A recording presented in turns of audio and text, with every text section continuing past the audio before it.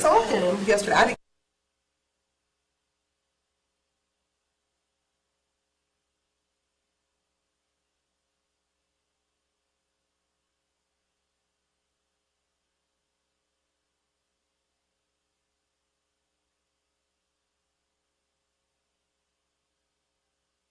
And if he has questions, he will send an email or a text, but he'll be joining us via WebEx at the board meeting. I have a little bit of a head cold, so nothing to worry about, but I don't want to ruin anybody's Thanksgiving plans. And we are here in this work session to go through the final draft of the 2024-2025 enrollment plan, which we will be voting on tonight during the board meeting. So I want to thank all of the members of the public for their input, for their patience, and their thoughts not only on the plan but the process as we continue to iterate. Ms. Johnson-Hostler and I know that we've come a long way, but that doesn't mean we don't listen and learn each and every year. And I will hand it over to Mr. Froza and Ms. Pulliam to go through this final draft. Chairman Happy, Vice Chair Hagerty, Superintendent Taylor, who stuck out, and members of the board, we do appreciate this opportunity to review with you the final draft of the 2024-2025 enrollment plan. Just at our opening, I'll have more extended remarks later tonight, but I always want to make sure I take a moment to thank our entire student assignment team, particularly Robin Ryan in the Geospatial Analytics Department, and of course, Karali Tornell from our Communications Department for making sure that everything is ready for all of our families today and as quick as possible once you vote. Staff is here today to share the final draft of the 2024-2025 enrollment plan. I did want to pause and remind all of us that this year's plan specifically focuses on 4 main objectives. These were discussed and agreed upon at the May 2nd board work session, and that is the opening of the new Woods Creek Elementary, relieving capped and overcrowded schools where possible, addressing historical assignment areas where possible, and increasing transportation efficiency.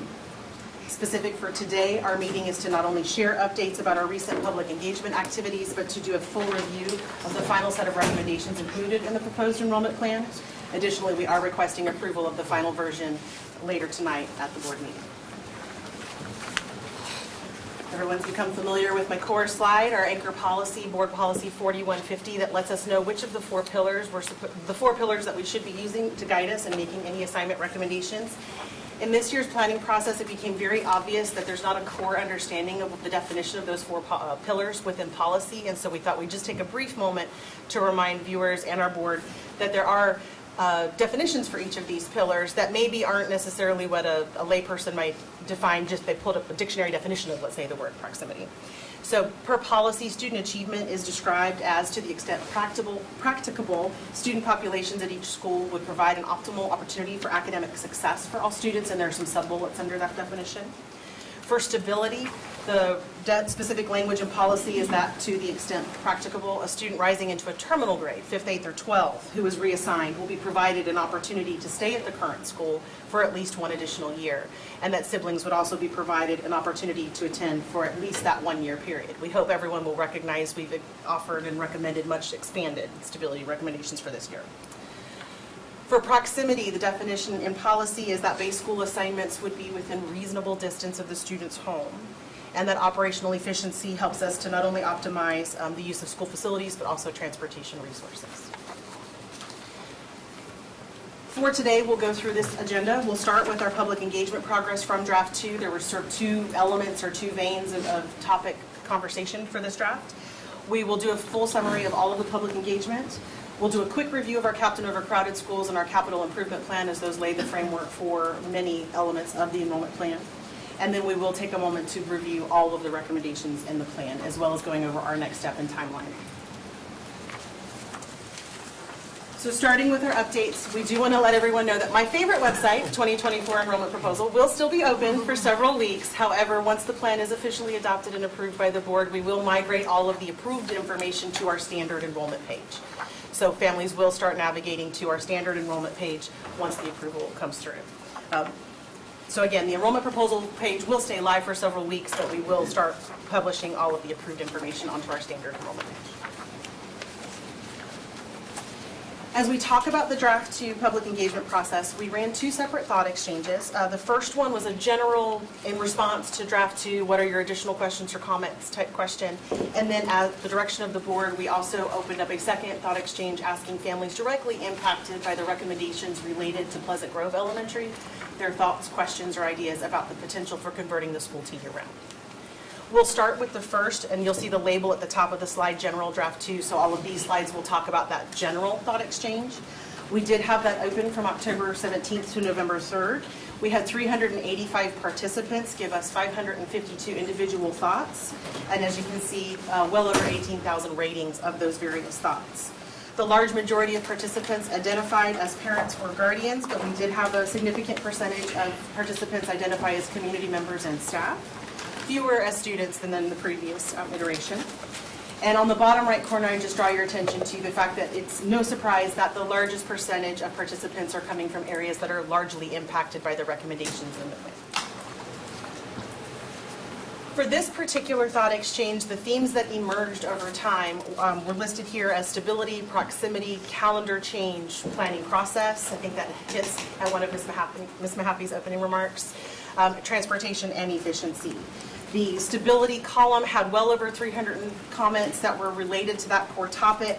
Please be reminded that an individual thought can be categorized into up to 2 themes, depending on the nature of the comment itself. So you'll see that these don't necessarily add up to that number of 552 that we discussed earlier. What we'll see here on slide 12 then is once you look at how those different themes and thoughts and ideas were rated, how they balanced out. And so I'm just going to quickly go back to slide 11 so you can see that large disparity in terms of total number of comments. Yet when we start rating them, efficiency, which was the 6th in terms of total number of comments, becomes one of the highest rated thoughts in the entire exchange.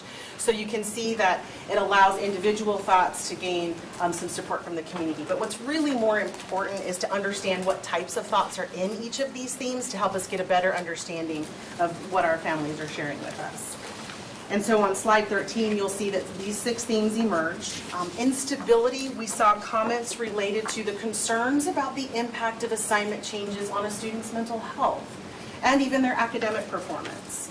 There were comments about a desire for expanded stability rules. As you'll recall, we have some slightly limited stability rules for a couple of the recommendations, and so some families were asking for those to be expanded. There are also, from a stability perspective, concerns about losing transportation to calendar application schools. In the theme of proximity, we saw comments related to obviously preferring to be assigned to schools close to home, but also several concerns about the impact of road construction nearby and how that might impact travel times to and from school.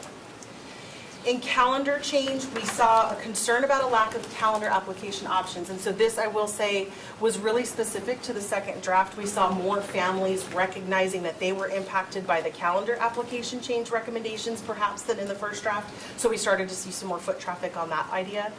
Also, regardless of where it fits, just the general idea of if my student's on this calendar, I'd like them to stay on that calendar next year. So that desire to maintain the student's current calendar could be a traditional to traditional or a year-round to a year-round. It kind of went on both sides of that topic. For planning process, lots of comments and concerns about why there were no specific changes included in draft 2. We'll address that when we get to the FAQs. Also questions about future growth projections, just making sure that we're aware of things that are being planned in the various municipalities throughout our district. In the theme of transportation, you see concerns about the length of bus rides, concerns about not having transportation with stability transfers, and there was even some saying, hey, we support the recommendations that are decreasing the pressure on our bus drivers. So you could see a large myriad of types of comments that were captured under the transportation theme. And then with efficiency, there were lots of concerns expressed about CAP schools, some suggestions or even desires to use the year-round calendar in some of our high-growth areas more than we are currently today. And then also similar to the planning process, comments and concerns about continued residential growth in certain communities throughout the district. So again, a broad brush of concerns and comments. The key takeaways from draft 2 are listed here on slide 14. Again, just concerns about the proposed changes. We've seen this as a recurring theme throughout the entire planning process, which makes sense to us. In an ideal world, families would prefer not to be reassigned, particularly if the calendar is being changed through that reassignment. There's a strong desire for stability and continuity in school assignments, concerns about the availability of staff and resources for the proposed changes. This really peaked because of that discussion around the potential for converting Pleasant Grove to year-round. There were lots of logistical questions about how does that impact the school and school staff if we move forward with that recommendation. There were also, as similar to that comment about why no changes in draft 2, are you listening to our feedback? Or is our feedback being reviewed? And I can say wholeheartedly, absolutely it is. It just doesn't always turn into a change in the plan. And then, of course, the concerns about the impact of school assignments on transportation, proximity, and even accessibility to different aspects of school for students and parents. The second thought exchange that we ran had a concurrent time period, October 17th and November 3rd. We did expressly send very direct invitations to the families of existing Pleasant Grove students, as well as those that are recommended to be reassigned into Pleasant Grove, to really make sure we highlighted how this would impact them directly. We did ask a unique question on this thought exchange, just, what calendar are you starting, what's your starting point? And we saw that 57% or more of the respondents said they're already on year-round, and then 41% of respondents said they're already on traditional. We had 265 participants, so pretty close to the general participation rate. And then we saw a nice blended mix between parents, community members, and staff participating in this particular thought exchange. I will say we did also engage the staff at Pleasant Grove directly and worked with the principal to have a special session for them as well. That wasn't a public meeting, so not all of those results are recorded here. Mr. Hagerty? So I want to make sure I understand that, because when I first read the slide, I wasn't sure exactly what you meant. Did you only send the survey to the students that were being reassigned, or did you send it to every student in Pleasant Grove Elementary? Because I know some students are being reassigned under the plan from Pleasant Grove as a traditional school to another traditional school, whereas others are coming that we've heard from parents that are in year-round schools that would be transferred to the traditional calendar if the calendar stays the same. And so to get a 40, the 41% to 57% split there, I'm not sure I understand who all was surveyed. We sent it to both. It technically was open to the public, but we targeted an invitation to existing Pleasant Grove families, because if the calendar were to change, it certainly could impact them, which is also including some of those that in the proposal are recommended to be assigned out. That would also include staff members that are currently participating in the traditional calendar at the school. They would have said that they're probably on the traditional calendar. So it was existing Pleasant Grove. In addition, we also invited all of those that are recommended to be assigned into Pleasant Grove so we could get a balanced approach to all families that could potentially be impacted by the calendar change. Our thinking was that with the stability transfers, it's possible that a family assigned away from Pleasant Grove might want to use the stability transfer in return, so they might have some thoughts about the calendar. Okay, that's what I wasn't sure of, if there would be confusion among some current families that would be transferred to another school with a traditional calendar, that they would think that they would be experiencing a calendar change, or maybe weren't even aware, that there is a potential change of their own school. So, okay, thank you. So with the participation in this, you really see that a lot of the questions were related to the stability impact, and I'll be honest, a lot of those were just, don't reassign us. So although the question was, should the school be year-round, a lot of people still answered it with, please don't reassign us. So don't always ask the question that's asked. That's okay. We'll take whatever answers we get. Logistics would capture, and I'll go through these things in just a moment, some of those questions about how are we going to support a calendar change. And then you can see that there were some individual comments specifically just saying we'd like Pleasant Grove to be year-round, or we'd like for Pleasant Grove to stay traditional. When we looked at the star rankings for those, logistics really became the prime important question, with almost a 4-star rating, actually I think just at a 4-star rating. So just lots of questions about what is the district going to do to support the staff, to support the families, if this were to be decided upon. And then the balance between traditional stability impact and year-round starts to balance out a little bit past that. When we look at the types of comments that were in each of these 4 categories for the stability impact, again, just a desire to maintain your current assignment and your current calendar, and also to have expanded stability rules if the recommendation were to go through. So just very typical things that we see when people are talking about stability. In logistics, as I mentioned, just lots of questions about how we would, as a district, support staff if a calendar change is approved. And then questions, very strategic logistical questions. How is my track going to be assigned? If I'm already on this track and we get reassigned, do I get to stay on that same track? If I'm staying at Pleasant Grove and I was traditional, how will I get to know what my new track will be? Those sorts of questions. For the Pleasant Grove year-round theme, we see support for changing the calendar to year-round. We see support for maintaining year-round for those families that would be reassigned out of a year-round school and into Pleasant Grove. For traditional, obviously, typical statements about supporting keeping the traditional calendar, and then a sort of layering on of that logistics element of just concerns about what the impact would be on the staff if we do change the calendar.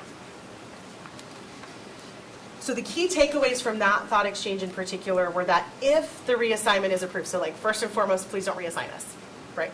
Clearly understood. If the reassignment is approved, year-round would generally be preferred for the families that are coming out of Alston Ridge and Parkside in the current set of recommendations, because at least that would maintain the calendar for these families through this reassignment process. It also would allow them to have that K-8 calendar alignment, as the majority of them would still be base assigned at Alston Ridge Middle School, which operates on a multi-track year-round calendar.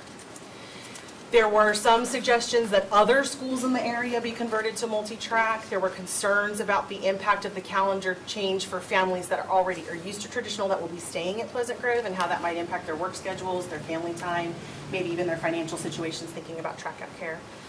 There's concerns from the staff and from the community about how we would support the staff. I think that was just a very clear takeaway. We as a district need to meaningfully put forward resources to support this school if we decide to move forward with a year-round recommendation. And then what we have seen over the last 2 years, comments just about how change is impacting mental health of students, emotional well-being of students, and that those should always be factored and considered in your decision-making process. The other thing that we did to engage families was we hosted public information sessions. Again, following that same pattern, we did 2 separate public information sessions, one that was just a general catch-all for draft 2, and then one that was specific to the conversation about year-round. In addition, you held your own public hearing on November 8th. So we saw 42 participants attend the live session on October 24th. And as of end of day, November 9th, we had 64 views of that recording. On October 25th, we held the specific calendar conversation. We had 73 participants attend live with 82 views of that session afterward, again, up until November 9th. So many more views since that time. And then, of course, you held your public hearing on November 8th and had 11 live participants in that session. The key takeaways from the public information session, that was the general session, were just concerns about proposed reassignments, especially for those neighborhoods that feel like they've been impacted by reassignment in recent history. Lots of clarifying questions about stability rules. This is very typical for draft 2. We're starting to see this as a trend. How is this going to impact me? How do I access stability? And then the very nuanced circumstances. Well, but my situation is this. Do I count? Yes, you're covered. Or, wait, hang on, let's talk about yours. So just lots of support for families that way. Questions about the calendar, the impact of calendar application changes, loss of transportation, just making sure that people have answers to those questions about how that's going to work. Concerns about the proposed changes to a family if there is a calendar. So, for example, if I'm going from a base of traditional to a base of year-round, I'm thinking of the opening of the New Woods Creek. Since it's projected right now to open as year-round, some families are currently based at a traditional school, so that type of calendar change for families, in addition to the one that we saw for Pleasant Grove. We had continued suggested alternative solutions, and we also have just continuing conversations about the impact of new residential development on future enrollment growth throughout the district, but in certain regions in particular. On slide 23, you'll see some key takeaways from the specific conversation dedicated to the possibility of converting Pleasant Grove to year-round, so that was the session on the 25th. Again, lots of clarifying questions about the logistics of implementing a calendar change, and I think Glenn's prepared to address some of those questions because we've been working with the leadership team to be prepared for that. Concerns about the impact of a calendar change on the students who remain at the school, because there's a small portion of the existing base attendance area that would stay at Pleasant Grove. And then, of course, impacts on staff, and then continued suggestions to maybe convert the calendar of other schools in the region. Your public hearing really reiterated a lot of comments that we saw come out of both the thought exchanges from draft 1 and draft 2, as well as the the public information sessions that we held for both of those drafts. So just continuing to reiterate that perhaps we don't move forward with some of the recommended changes. Concerns again about that shift for families if I'm currently traditional being assigned year-round, or if I'm currently year-round being assigned traditional. What does that mean for our family? Some concerns about, or considerations about perhaps the Parkside Middle opening in now 26-27. Is there a way to wait until that opens? You've also received a very specific request during that public hearing that a community that hasn't been included in the reassignment plan be included for a middle school change. You had more alternative suggestions for solutions in the northwestern area, and then just the general concern about the frequency of assignment changes for specific neighborhoods. But you all were there for that, so you probably remember all those. What we've started introducing as of last year, one of our protocols, was just to help you get a feeling for the types of questions that were asked frequently and ones that we thought were meaningful and critical for families to have the answer to. But before I jump into this first question, one core question that we did update recently, it's actually hanging on the website now. Why were there no changes included in draft 2? The just general overall question. And we want to just reiterate that the first draft really reflected the goals that were established at our May 2nd board work session, where we talked about those 4 key areas: the opening of a school, relieving captain overcrowded schools, working on addressing some of our historical assignment areas, and then of course working to improve our transportation efficiency. In addition, because we did host a series of public engagement activities in the spring, and we've been reading the feedback from last year's enrollment plan, we really worked as staff on hitting those key points of keeping neighborhoods together, offering as much stability as possible, really thinking about impacting the fewest total number of students possible in that first draft. And so in the first draft, we really feel as a staff that we met those goals. And while we do understand families don't prefer to be impacted by reassignment, generally speaking, we feel like we've presented the smallest version of an assignment plan that accomplishes all of those goals and takes into account the feedback from families about keeping their neighborhoods together, trying to offer as much stability as possible. As we dive into these frequently asked questions, we have that pretty simplistic question. Hey, I've got an older student who's assigned to a year-round middle. My younger student looks like they're going to be assigned to a traditional calendar elementary. How can I get them on the same calendar? So we just guide everyone to really look at the 2 opportunities for asking for a school change. Your first opportunity is our magnet application period, which is currently open and runs through January, late January. And then, of course, the regular request for transfer period that'll open in early March. And then at that point, you can express your hardship reasons for wanting a transfer. When we're looking at page 26 or slide 26, a question about, are the stability transfers guaranteed to be approved? There's nervousness about the truth of that statement. And the very quick answer is yes, right? The asterisk is as long as you put it in during the official window. So as long as you put your request in during the official window, which is November 29th to December 13th, and we'll reiterate that timeline several times today, we will approve those transfer requests if you're eligible for the stability transfer. If for some reason the family doesn't submit it during that time, we will work our best magic, during that regular transfer period, depending on space availability, but we can't guarantee it because at that point, there might not be enough seats left at the school to accommodate those late requests. The stability rules are included throughout the proposal to help families understand how this impacts them.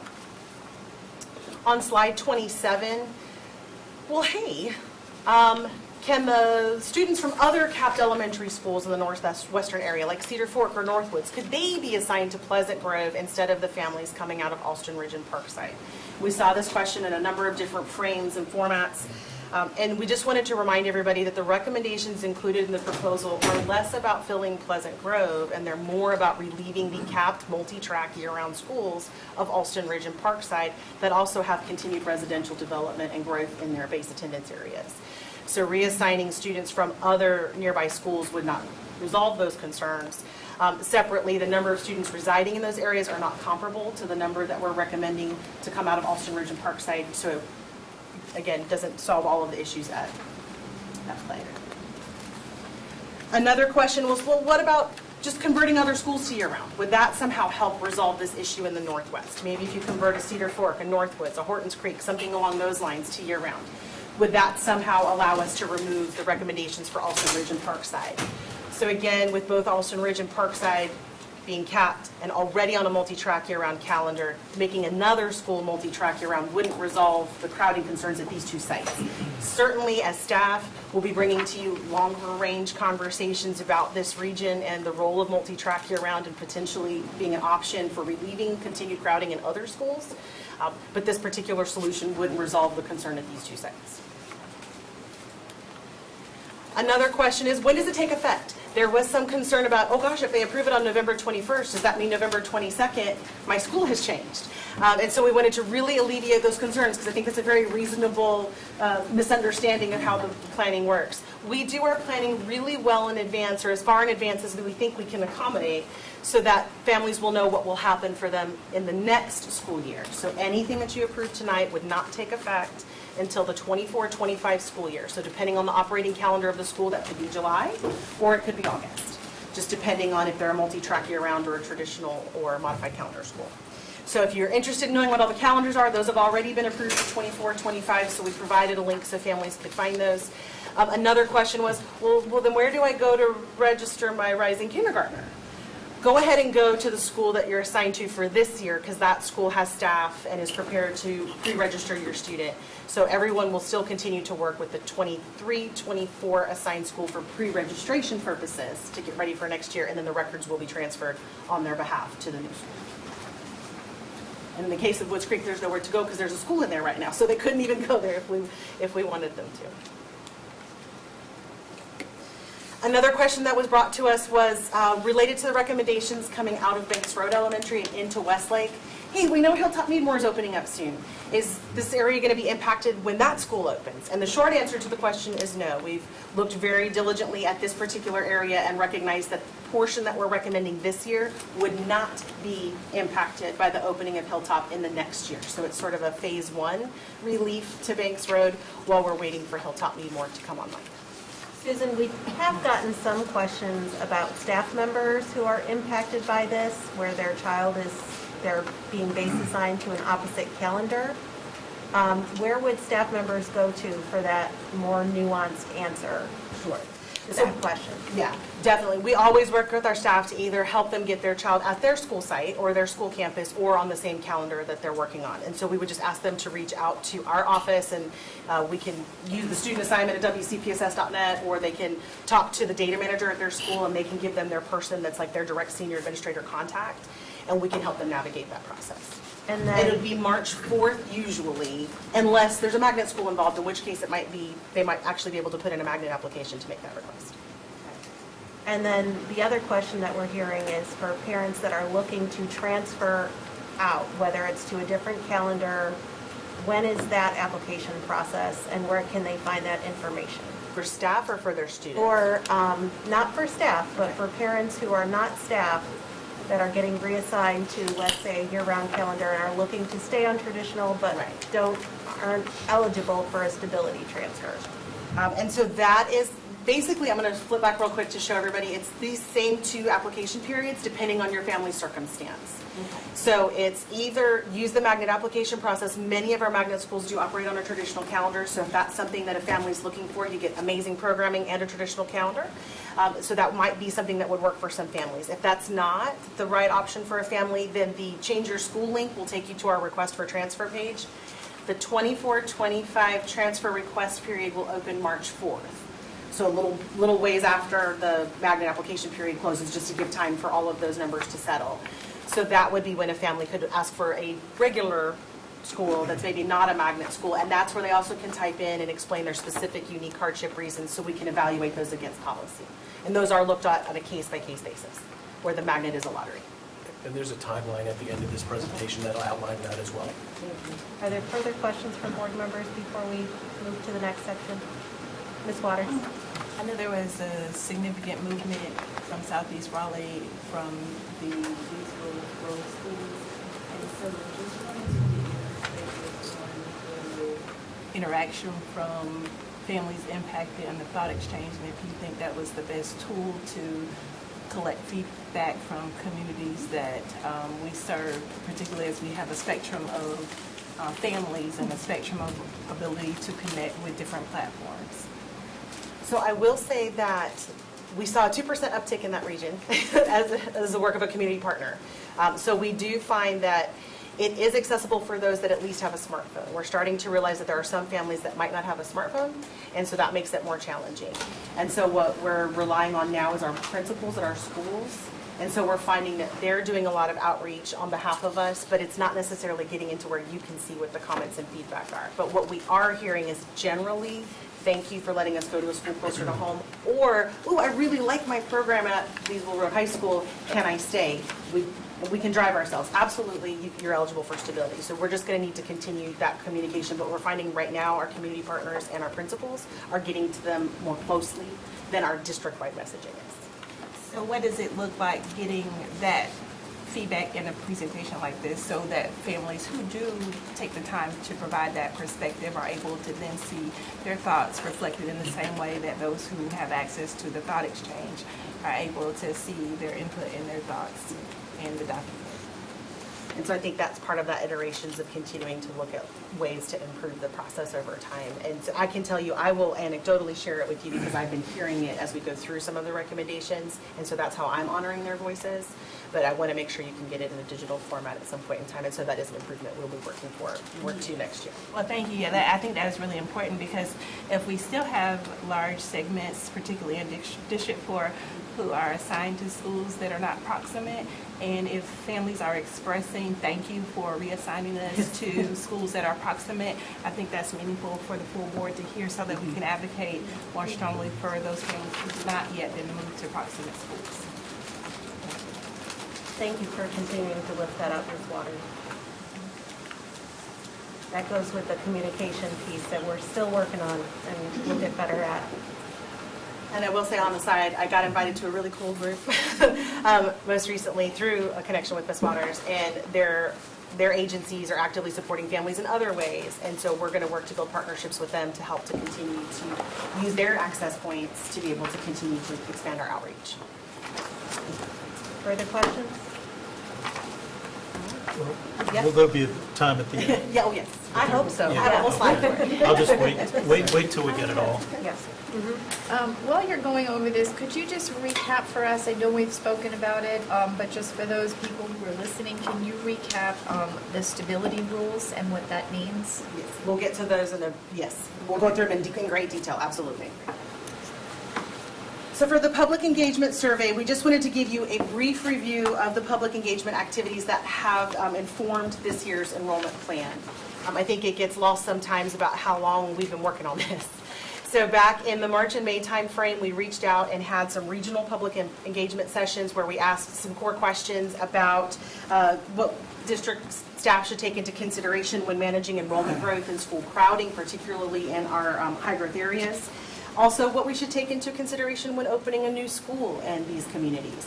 I will say we focused these efforts on areas where new schools are being constructed, but we are going to expand this type of outreach to other areas of the district in the coming years. We also conducted focus groups in June to just follow up on some key ideas that came out of those regional engagements related to topics like cohort continuity and calendar alignment. We then, of course, held our thought exchanges and public information sessions related to Draft 1 and Draft 2, and of course, you held your public hearing on November 8th. So there's been a lot of attempts to try to get information to families as well as to receive feedback from families. As a quick snapshot by the numbers, you had 1,739 participants for Draft 1. There were a little over that total comments or thoughts posted, but these were the individual participants in the thought exchange. We had 385 participants in the Draft 2 general thought exchange, and in the Pleasant Grove specific thought exchange, we had 265 participants. As you look at the virtual public information sessions, you see ranges anywhere from 9 to 186 participants in each of those virtual public information sessions live, and a range of anywhere from 64 to 160 views of those videos as of 5 o'clock on November 9th. And of course, you had your public hearing. So we had a total of 2,918 participants. Some of them could have been duplicates. I might have participated in Draft 1 and Draft 2. But as comparison, we had around 2,700 total participants in our various outreach last year for the 23-24 planning process, which impacted quite a number of students as well. Yeah. Thank you. So, Ms. Poem, just, and kind of building a little bit on Ms. Waters' points, when we're looking at how we capture engagement, there were also a lot of voices that came to speak at our regular meetings for public comment period. And I know that I've followed up with you all about some of the questions that were, I think all of the questions that were asked, but does that kind of engagement qualify as public engagement for your numbers? And is there a way to capture, all those speakers that take the time to come out and speak at our public meetings as well? I will say for this year's counting, we didn't count those because those weren't designated public hearings for the purpose of student assignment. However, I will say that the majority of the comments that were heard were reiterated in the thought exchanges, almost verbatim. So I have a feeling that a high percentage of those that were speaking were also participating in the thought exchanges and the virtual public information sessions. So it could be a bit of a double count. So I know that their voices were captured in both locations, because I will say that some of the questions that were presented to you through some of those public comments were exactly the same as the ones in Thought Exchange. And you'll see that several of the questions that we just went through for frequently asked questions responded to some of the questions that were posed in some of those documents. Mr. Thompson? I think my question is very similar along Ms. Waters and Mr. Haggerty. But I'm trying to make sure that we're capturing voices, of families' voices that may not be tech savvy or who may not understand the thought exchange. So what other resources can we implement to ensure that those family voices are being heard and that the technology piece isn't a barrier for those families to advocate for themselves or to express their concerns, whether they're positive or negative about the reassignment plans in the future?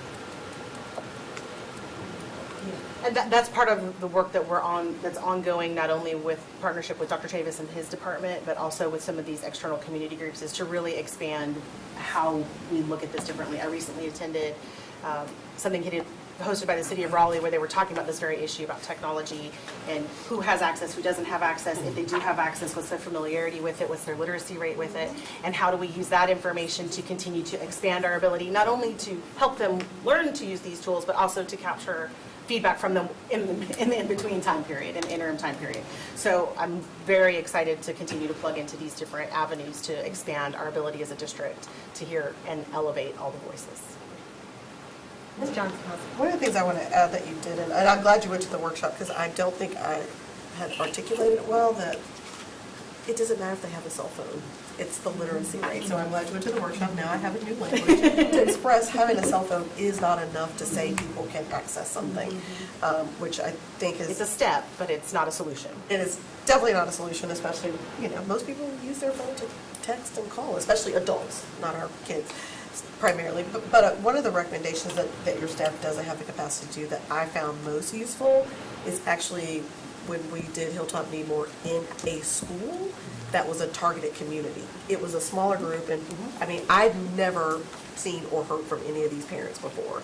And it's a familiar space. It's a school building, and we offer the space for them to share their concerns. And so, you certainly don't have the capacity, but I would say that's what I found most beneficial for communities that I'd never seen or heard from in my district. And parts of that we will continue this spring, and we will continue to make that a regular portion of our planning Thank you. process. But you're right, there is a limit. Ms. Waters and then Dr. Ing. I just wanted to echo Ms. Johnson-Hostler because I don't always hear a lot of comment from families in my district, but when I go to an event that is at that school, it is at capacity. And so I just want to echo that familiarity makes a difference when trying to engage with members of a lot of our communities. And just echo the echo. But certainly, having, even for all of us board members to be in that community for a meeting, to hear them, but also maybe to even have a chance to look around, drive around the area where the affected site is, and that so that we can have a better understanding of what the dynamics are in the future. I will say, when it's one of your schools, you do a lot of miles on your car driving around to... And at the top of the morning and when school gets out. Yep. Yep.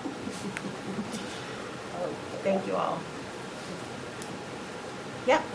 So I'm not sure, and I say this having experienced my own trauma, so I'm going to look at Glenn, is and Miss Mahaffey will remember this too, that pre-COVID, we did all of our assignment hearings in school. Now granted, there were microphones and there was a lot of yelling, because there were no rules, because we were not in our space. But I know that we've all talked about this for multiple things, and I know that we've tried to move to being able to record things. So again, my own trauma, trying to put that aside, I also think that that was a lot more engaging for families.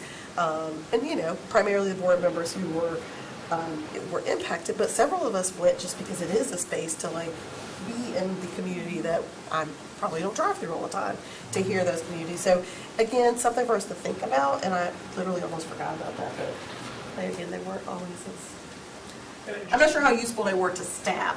I know the community felt heard because board members were in that space, and while we weren't talking to them then, we eventually moved to like moving throughout the building to have small groups. So again, lots to think about for parental engagement that I forgot we did pre-COVID. From a staff standpoint, the only negative I would say to having that is that you don't normally get people with opposing groupthink feelings present at those meetings or on those message boards to share information with us. It was very hard to get opposing feedback from families. They felt nervous about speaking out against the groupthink in those formats. Thanks, that's helpful. We will continue to iterate. I like that word. Again, just, I'll do this, I'll pop it in here every now and then. But once the plan is approved, this will become the main website or webpage on our site for information about the approved plan. All right, I won't belabor these, but Captain Overcrowded Schools, as we mentioned at the opening, one of the 4 key goals for this year's plan was to try to find a way to relieve Captain Overcrowded Schools. You'll find recommendations included in the plan that address 4 of the CAP schools on this list: Alston Ridge Elementary, Apex Elementary, Oakview Elementary, and Parkside Elementary. This is just to remind you what the projected crowding was as of the spring of last year. We've recently gotten PMR2, so I think the facilities team will be getting an update on this soon. On slide 38, you'll see the reminder of the current CAP schools at the middle school and high school level. Again, this year's recommendations do include some recommendations that will help to alleviate Apex Friendship, not significantly, but they do help to address the CAP situation at that middle school. Again, just quick views of the projected crowding at the middle school level and the high school level on slides 39 and 40. Reminder about our capital improvement plan that certainly drives the elements of our recommendations related to new school openings. And so this year, in the 24-25 planning year, we have Woods Creek Elementary scheduled to come online. Therefore, you'll see those recommendations included to address the opening of that school. You'll also see some pre-work to address the opening of Hilltop Needmore and some pause work when it comes to schools like Felton Grove and others where we're looking to open those in 25-26, and so we'll be holding tight while we wait for those campuses to open. We did remind you during the Draft 2 presentation that the schedule for Parkside Middle has been pushed just a little bit, and so it isn't scheduled to open to students in 26-27. It is my understanding that the early college portion of the building may be ready for students sooner, but that'll be a school-based decision to determine when it's right for the students to transition to that portion of the building. Your geographic map, just to remind you where these schools are located. So Woods Creek over here in the southwestern portion of the county. The schools that are scheduled to open in 25-26 in that same general region. And then you've got some schools in the out years that are a little bit more northwest and sort of mid-east on that Pool Road site. Okay, as a reminder, the recommendations in this year's plan reflect guidance not only included in Board Policy 4150, but the goals identified during our May 2nd work session, specifically the opening of the new Woods Creek Elementary, relieving capped and overcrowded schools, addressing historical assignment areas, and improving and increasing transportation efficiency. In addition, feedback from the community related to things such as keeping neighborhoods together, cohort continuity related to not only feeder patterns but also calendar were incorporated into this year's recommendations. We will start by reviewing the base assignment recommendations. In the first few slides, just give you that quick overview of all the schools impacted by base assignment recommendations. We want to note that in an effort to impact the least number of students possible, we do traditionally look to pre-assign vacant and undeveloped land whenever possible to get ahead of projected growth, and some areas such as this are included in this year's enrollment plan. The schools listed on the left are those where we have existing schools where students are currently assigned to those schools. The receiving schools is just a full list of where they might potentially be reassigned into. You can sometimes see schools on both lists. Leesville Road has recommendations not only out but in type situation, and Pleasant Grove as well. The map on the right then just gives you a quick geographic distribution of where these impacts are throughout the county. You've seen these before, so I'll try to go a little faster. So slide 49, similar map and list for the middle school recommendations. A reminder that this year's middle school and high school recommendations are all complementary to the elementary school recommendations. So this year, we don't have any specific standalone middle school or high school recommendations. These are all related to that cohort continuity and keeping neighborhoods together element of the plan. And at the high school level, again, much reduced list. The recommendations for base assignment have been organized into 4 regions for ease of review. We'll begin with the southern and southwestern areas. We'll start with our new Woods Creek Elementary, scheduled to open in July of 2024 for new students. We know it's currently in operation and holding Botham Elementary students while they're waiting for their renovation to be complete, but it'll open as Woods Creek Elementary in July of 2024. Staff is recommending that it open as a multi-track year-round calendar school, which would give it a full built-out capacity of 924. The core base schools that are impacted by the recommendations for Woods Creek are Apex Elementary, Holly Springs Elementary, and Oakview Elementary. The table that you see towards the bottom middle of the screen is arranged so that you can see the name of the school is in the left column, where it says calendar, that's its current 2023-24 calendar. The T means traditional, the M-T means multi-track year-round. Where it says capacity with trailers, we like to clarify some of our campuses cannot or do not have trailers on them, so this simply reflects the maximum capacity of the school, either with whatever it has on its site as of this year. The 24-25 projected utilization just gives us an idea of what we know about enrollment and growth in these existing base attendance areas, what that crowding might look like if we don't make any changes. Remind y'all how to read all the things one more time. So with the new school for Woods Creek on slide 54, you see on the left a map that shows you what the current base attendance areas are. The colors represent individual elementary school base assignments that are impacted by this recommendation. In this map, you'll see a sort of tannish yellow color north of US 1 that represents the current Apex Elementary base, and there's another portion of it that's just below US 1. The sort of blue color that extends down towards Harris Lake is the Oakview Elementary base attendance area. The sort of light purple to me on the screen is the current Holly Springs Elementary base attendance area, and what looks to me like a darker purple on the sort of northeastern edge of the map, that represents the current Oak Grove Elementary base attendance area. To orient you, the long vertical line is US 1. The sort of black line that squiggles down and trails off towards the bottom middle of the map is 55, or Broad Street, for those that are familiar with that area. The yellow that you see kind of coming through the middle of the slide, that represents the future 540 that's still under construction. So I think everyone knows where we are. Okay. So then the map on the right reflects what would happen if you approved all the recommendations that are included in this year's plan, that these would be the new base attendance areas, with the bright yellow in the center of this map being the new Woods Creek Elementary base attendance area. I will say that we did receive feedback on this recommendation, particularly from neighborhoods like Forest Springs and Pemberley that were concerned about the fact that they're currently on a traditional calendar and that the school is being projected to open as year-round, and so those are some concerns that we've had to weigh.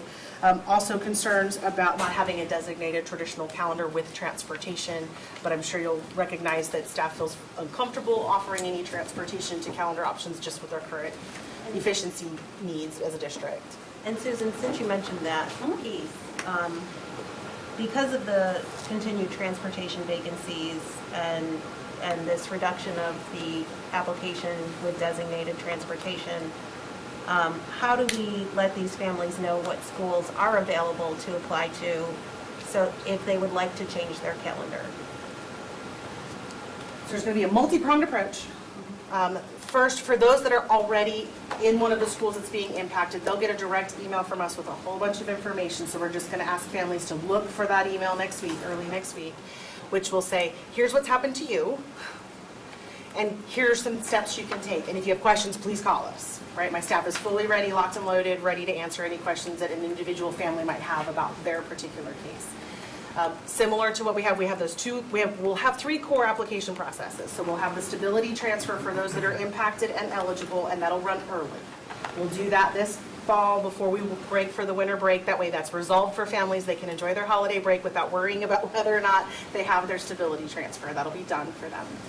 Then we will continue keeping our magnet application open through the end of January, so any families that are exploring those options would still be able to look into those, especially those that aren't eligible for stability, that maybe that would be a solution for them. And then the remainder of our families would be looking forward to that March 4th period. We've talked here and internally about ways to better communicate to families which schools would have open seats. And so we're working to modify. Our current method is to just have that sort of static list of closed and open to transfer.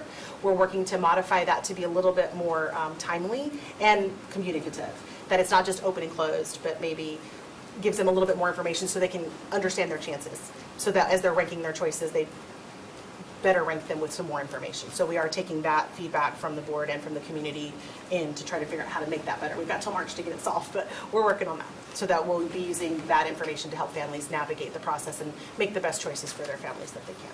Thank you. You're welcome. Long answer. In this plan, we also recognize there would be an opportunity to use some of the existing Holly Springs base attendance area to support some available capacity, I should say, at Oak Grove Elementary. So instead of sending all of it to Woods Creek, we're sending a portion of it to Oak Grove Elementary in the current set of recommendations. And so we just isolated this so you can see that specific impact in that sort of northeastern section where Oak Grove would get an expanded base attendance area. It's having an aging out in its current base attendance area, and so this would help to support the use of that and relieve the crowding at Holly Springs. As a reminder for the slides that you'll see that look like this one on 56, the top set of information in the table is if we do nothing, what the projections are telling us.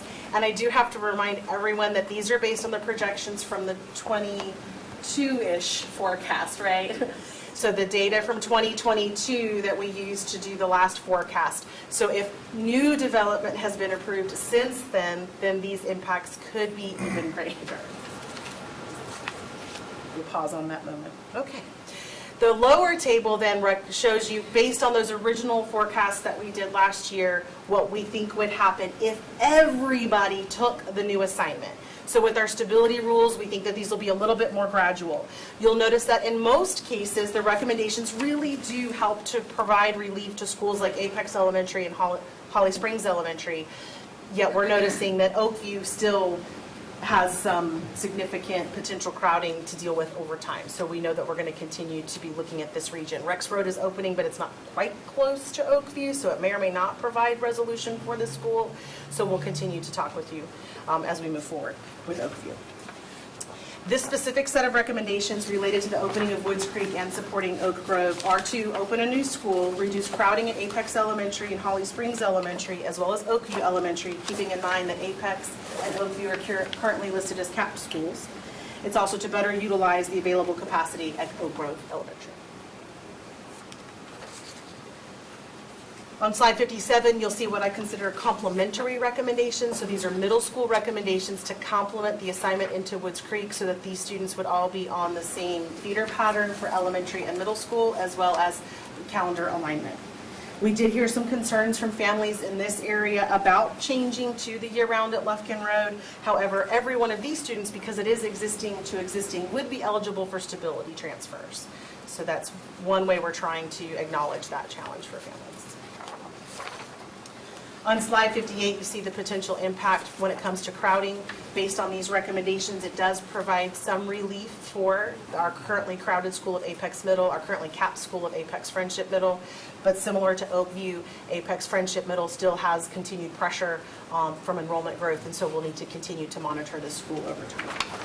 Again, specifically, this recommendation is being made to align the feeder pattern as well as the calendar K-8 and to reduce crowding at both Apex Middle and Apex Friendship Middle. As we move to slide 59, we're talking about the recommendation related to relieving some crowding at Banks Road Elementary. This is essentially to get ahead of the need for a cap while we wait for Hilltop Needmore to open. Just again, to orient you, that yellow line is still 540. The black line that's sort of bisecting is Fayetteville Road. So hopefully that helps everyone orient. The black line towards the bottom of the screen is NC 42. So that kind of gets you where you are in the county. The recommendation here is to take that portion in the sort of northwestern edge of the existing base attendance area and adjoin it to the existing Westlake attendance area. They're already aligned at the middle school and at the high school, so there are no further recommendations for this area, just the elementary. We did get questions about, we saw earlier, the impact of the Hilltop Needmore. I can't really point it out with everyone else, but it's sort of in this general area is the future new school. So the question was just, would we be impacted again when Hilltop Needmore opens? And the short answer is no. So here you see the projected impacts. Of course, Banks Road is still projected to be a little bit overcrowded going into next year, but we do know that Hilltop is scheduled to open in 25-26, which is in between those 2 years. So we're holding our breath. We're going to make it work. All right, now we're going to shift our focus to the recommendations in the central, northern, and northeastern areas. These recommendations are, this slide of recommendations is for an attendance area that's very proximate to the McKimmon Center. Gorman Street is the eastern edge of the portion that we're recommending bringing in, and McKimmon's kind of like right across the street from it, if that orients you to where you are in the county. They're currently assigned to Carpenter Elementary, and so this recommendation would have this set of neighborhoods go to either Combs or Owens, depending on their address. We did hear some, mostly verbal through principals and so forth, but support for being able to go to a school closer to home. No concerns have been expressed from this community. On slide 63, you see the potential impact on crowding at all area schools. As you can see, this does provide a little bit of relief for the projected to be continued crowded Carpenter Elementary. Olds, I always call attention to. It is a small campus, so small number fluctuations make that percentage look significant. However, the school is able to accommodate and is in an area that's aging out. As you can see, even with this recommendation, they're projected to get smaller over time. So this specific recommendation is being made to reduce the crowding at Carpenter Elementary, to address the historical assignment area, as well as to improve transportation efficiency. Slide 64 is a complementary recommendation for that same set of addresses to get them aligned at the middle school level. They're all already assigned to Athens Drive High School, so we feel that that's consistent with the region around them. So here we're recommending that the areas be assigned to Centennial and Martin based on the feeder patterns of the elementary schools they'd be assigned to. Again, we're hearing support for being able to go to a school closer to home from these families. On slide 65, you see the projected impact. You'll note that there's a couple of lines at the bottom of this that say Centennial Middle School and Martin Middle School are also impacted by another assignment change. So when you see these slides, the lower slides, it reflects all of those changes taken into consideration altogether. So here you'll see that this provides some reduced crowding at Alston Ridge Middle. That's one of the reasons for the recommendation. Another is to align the feeder pattern K-8 for these students to continue to address historical assignment areas, as well as to improve transportation efficiency.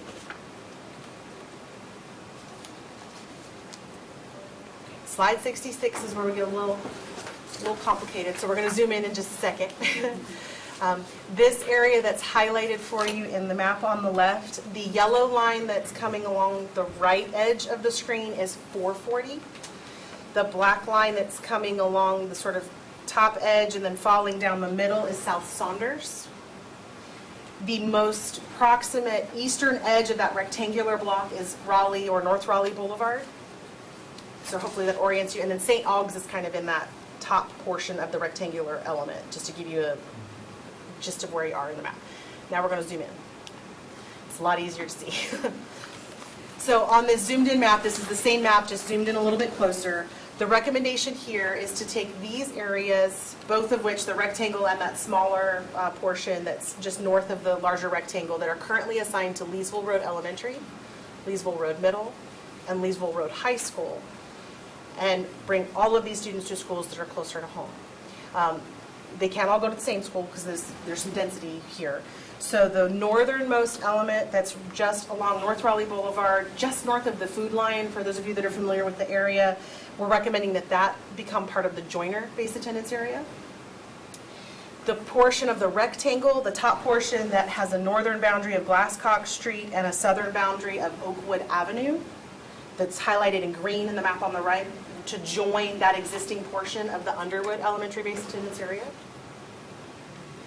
The portion that is between Oakwood and New Bern Avenue, have it join an existing portion of the Powell Elementary Base Attendance Area.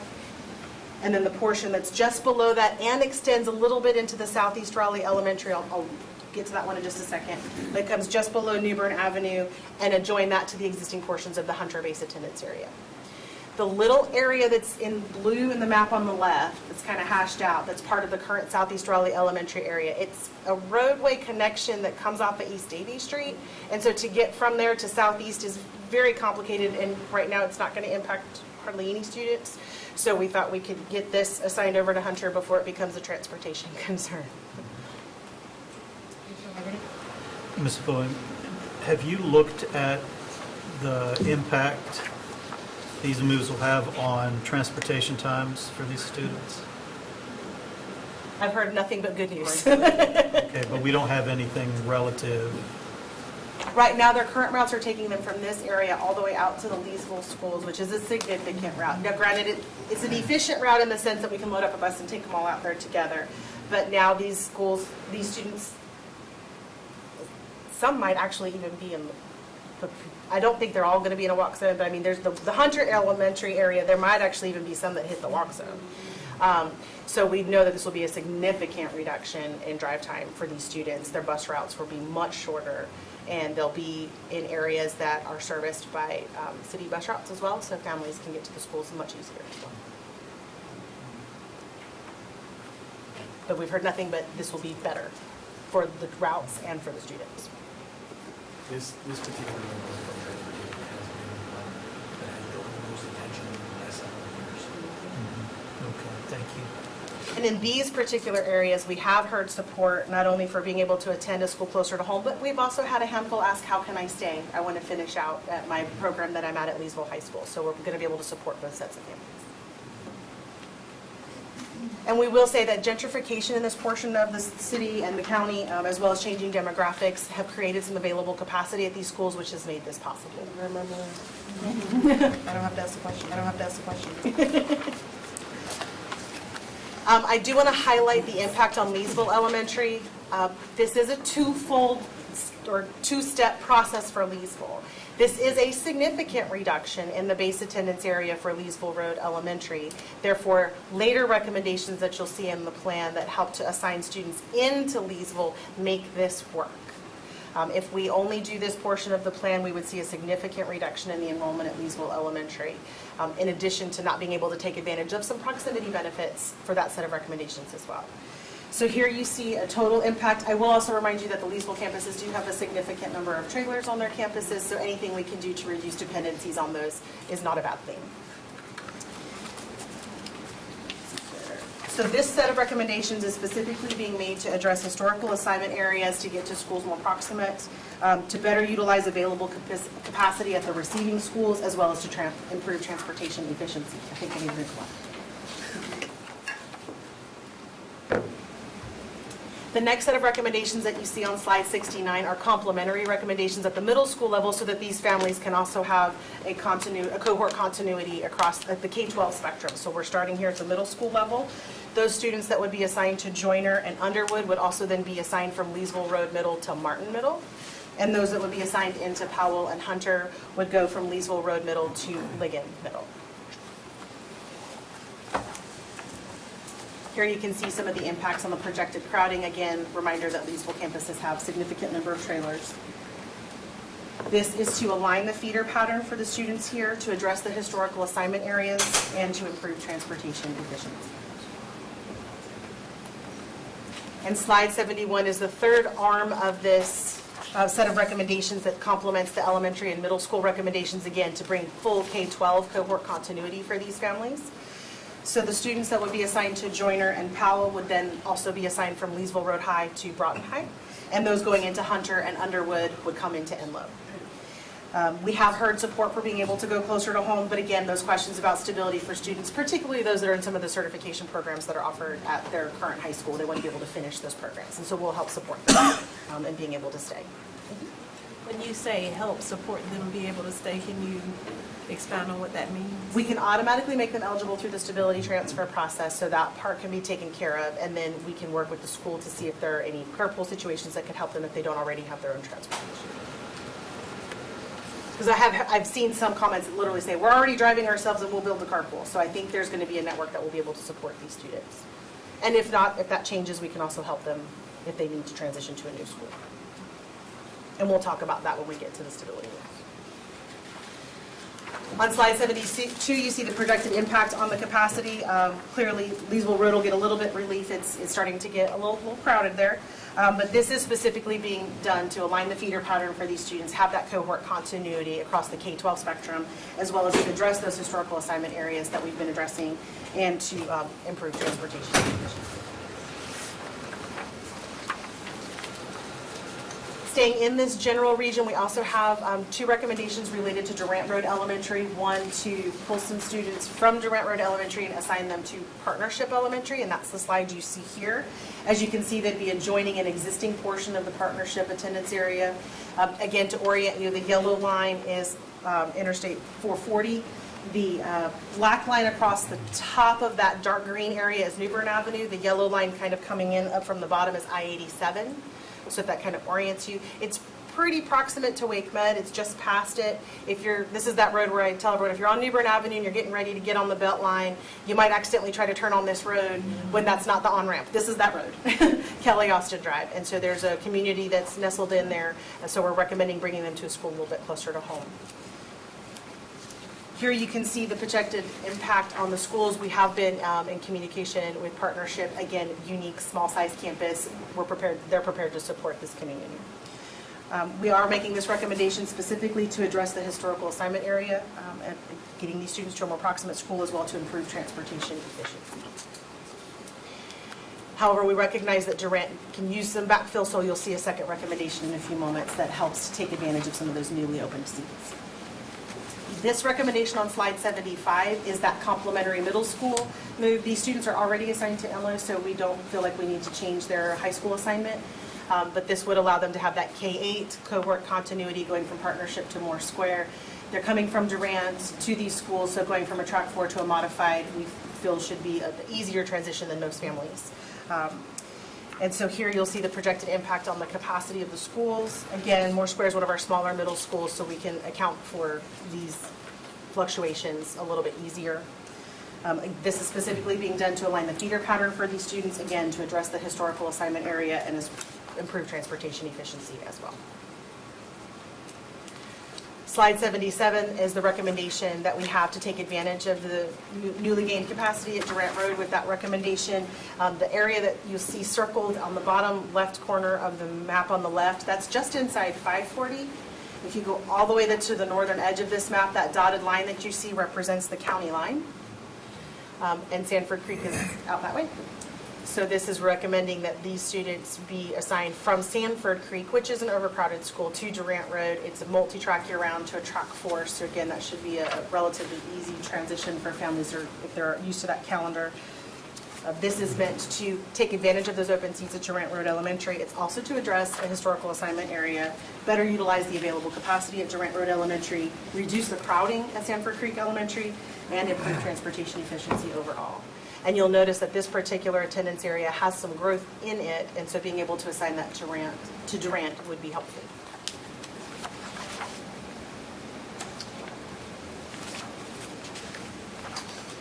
The next area is our northwestern area. This is the significant recommendation related to Pleasant Grove Elementary. This map represents 2 sets of recommendations. As I mentioned earlier, the central area recommendations to assign students from Leesville Road Elementary to schools that are closer to home in that sort of southeastern or central Raleigh area opens up some seats at Leesville Elementary. So a portion of this recommendation is to take the areas along US 70 and Glenwood. That's the sort of slanted line towards the north of this map. I-40 is the next slanted line. In between, if you'll recall, that's the airport, Hempstead Park. But there's also a significant amount of residential housing along the Glenwood corridor as you get close to US 70 itself. So the recommendation is to take the larger circle that's right along US 70, a little bit closer to town, a little bit closer to the city of Raleigh, and assign that into Leesville and York elementary schools. They're already assigned to either Leesville Middle and Leesville High or Oberlin Middle and Broughton High, so this creates a feeder pattern alignment for these families as well as a much more proximate elementary school. The area that's on the northwestern corner of the map that almost looks like an arrow point, that section of the current Pleasant Grove Elementary base is being recommended to go into Briar Creek Elementary. As you can see, it's driving past Briar Creek to get to Pleasant Grove at this point in time, so it would be a more proximate assignment. This then would create sufficient capacity at Pleasant Grove Elementary to take on students from the currently capped and overcrowded schools of Alston Ridge and Parkside Elementary that you can see in the smaller circle to the left on the most western portion of that map on the left. So these areas would be recommended to come into Pleasant Grove. As a result of this recommendation and the feedback from Draft 1, first we heard clearly, please don't change us. We hear that, we understand that. However, if you're going to change us, could you at least make Pleasant Grove year-round? Were some comments and questions that were coming out of Draft 1. So at the direction of the board, we did look into that, and so we'll have some more information for that in a couple of slides. We did hear a lot of concerns about changing calendar. We heard support for Pleasant Grove going year-round. We heard a desire to not be reassigned out of Parkside or Alston Ridge at all. We did hear support from the families with the recommendations into Leesville and York, saying that that would be good for them. They would prefer that. There were questions about the use of year-round at other schools in the northwestern area, and obviously questions about being able to increase the stability options. If you'll recall, and to Ms. Caulfield's point, we'll go through the stability rules. Because of the significant change here, it's almost like opening a new school, so staff is recommending more conservative stability rules for this than a traditional existing to existing change. Can I ask a question on that? On the right slide, there is a small sliver to the Yes. right. Is that, which yellow is that? I'm assuming it's the one. That is currently right. assigned to Briar Creek and would remain assigned to Briar Creek. Okay, and could you just, because it seems like a lot of your slides, you're kind of trying to group everybody, stability, keep everybody in the same area. Why is that one like pulled out to the side? That's an existing assignment area. What I told you at the beginning, we tried to impact the fewest students possible. So in this area over time, if we need to come back and look at this region and see if we can make a different recommendation, we might. But in this year's plan, we didn't want to move them before we saw what the results of moving the new students into Briar Creek might be. But yes, this is an area that has asked for changes in assignment, and we would certainly be looking at those in future years. But in our effort to minimize the impact, we're trying to reduce the total number of recommendations in this year's plan. And Mr. Haggard, it looks like you were going to say something. No, I was just going to mention, Ms. Caulfield, that there's other school assignments with other schools around there that we might look at in future years that could impact that one too. But just, again, trying to I make was just as curious, few because it looked moves. like it was like outliners. Yeah. Thank you. And since we're looking at that part of the map, I'll draw your attention to this little sort of cauliflower shape that's right about there. You'll see it on the next slide. It's an area that by roadway access, it's very adventurous to get to something like Pleasant Grove, but it would be super easy to get to Stow. So you'll see in our recommendation, Stow has been included to pick up that small neighborhood. That way, the bus route could literally just go one street further, pick up the students, and come on in. So what you're seeing here on the recommendations on slide 81 were as they were presented in draft 1. Originally, we did not recommend a calendar change for Pleasant Grove because we were trying to maintain the least number of changes possible. However, based on feedback from families and from the board, we did do some investigating and we explored this opportunity. And at this point, staff does feel comfortable recommending that Pleasant Grove, as a part of this recommendation for reassignment, convert to a multi-track year-round campus that would support stability for the families coming out of Parkside and Alston Ridge into the school to have one less change as part of this reassignment. It also gives us some expanded capacity in an area where we're starting to hear that there are new developments coming online that previously were unknown to us. And this will allow for calendar alignment for the students coming out of those areas as they go into Alston Ridge Middle while we wait for Parkside Middle opening, and then that does give us flexibility to have conversations about how you want to treat Parkside Middle when it opens.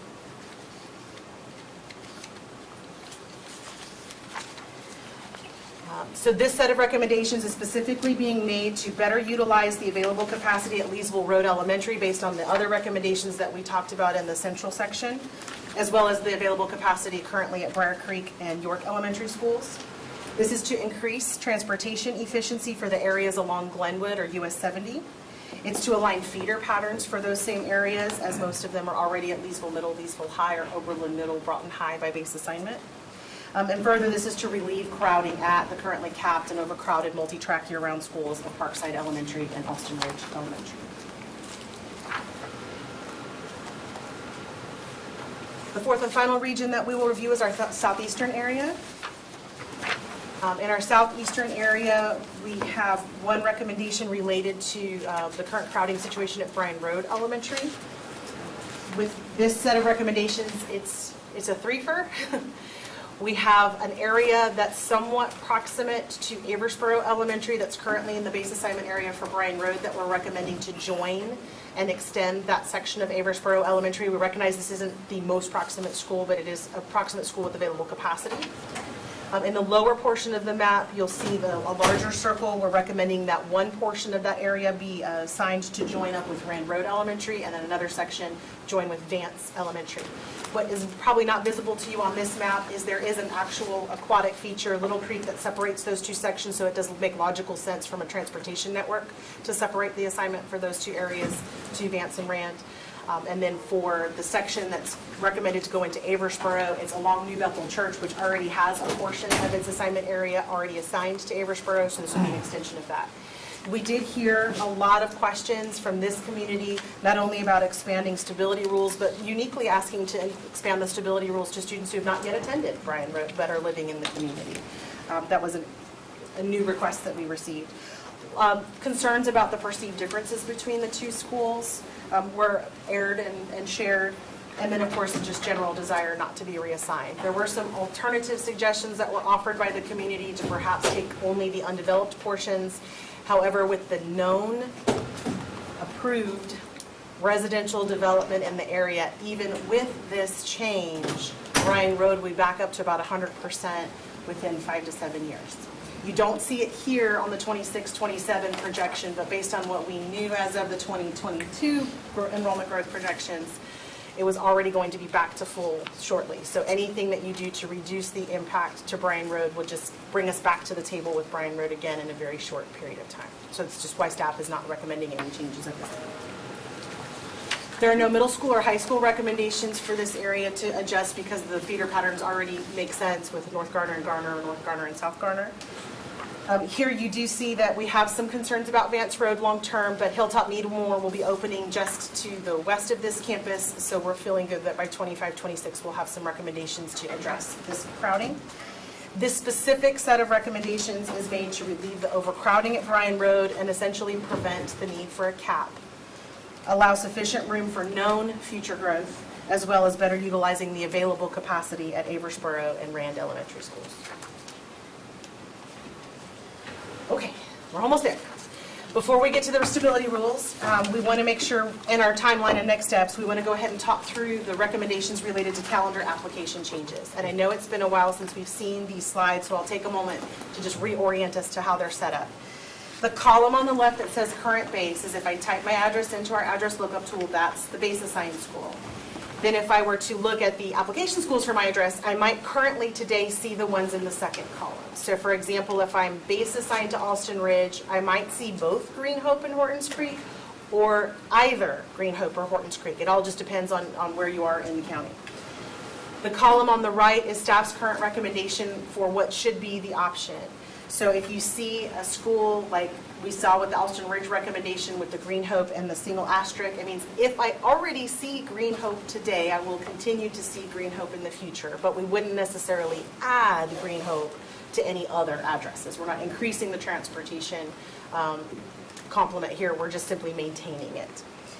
The NAs, I'll get to those in just a minute, I'll kind of talk through those. In the center column, you'll also see a handful of schools that have 2 asterisks or 2 stars. And those are areas where in order to gradually affect the enrollment change at the 2 schools, we recommend letting the existing students maintain their transportation and finish out through the 5th grade, but no new students be added.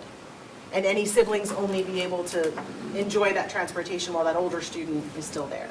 So that way, it would be not a reassignment for that student, but the addresses in that area would no longer see this choice on the address book. And they would no longer see it as one that comes with transportation. I think I've hit my 2 asterisks, now I got to hit my NA. Okay, so the NA then is basically, there would not be an option that comes with district-provided transportation listed in that sort of address lookup where you see your choices with transportation. However, families are most certainly eligible and even encouraged to continue to request a transfer based on their calendar preferences. And whenever staff's able to approve those, they would just come without district transportation. And this gets back to the question we talked about earlier. We would want to make sure we as a partner in this process are providing as much information to families as possible so they can make good and reasonable rankings when they're putting in those requests. That they're not asking for a capped school or a school that has no available seats or that they don't really have a legitimate chance of getting into because of those types of concerns. So we will work to update the way that we share that information with families so they can make informed decisions when they put in those transfers. But don't forget, a lot of our magnet schools are on traditional count. On slide 88, you see a continuation of those recommendations at the elementary school level. Overall, we have heard some concerns about losing transportation, but mostly just questions about how can I get my stability transfer. I get this, I understand this, I know the district has some transportation needs, just how can my kids stay? So we're helping families navigate that process. Unless the recommendation is specifically related to the opening of Woods Creek or the movements around Pleasant Grove, all of these students would be eligible for a stability transfer. Areas where we are continuing some, as I mentioned earlier, not only is it to help with a gradual shift in the enrollments of the schools, but it's also because perhaps this is actually helping us to alleviate a capped or an overcrowded situation or to better utilize an underutilized school. Because we did get questions like, well, how come they get to keep it and we don't? It's really because it's helping us deal with some capped and overcrowded schools while we're waiting for new school construction or other solutions. Slide 89 is new. Right? Slide 89 is new. If the board goes forward with staff's recommendation of converting Pleasant Grove to year-round, then Pleasant Grove could no longer serve as a traditional calendar option for some families. So we would need to take schools like Briar Creek, Parkside, and Salem, where they see Pleasant Grove on the address lookup as a traditional calendar, that would no longer show up as a traditional calendar.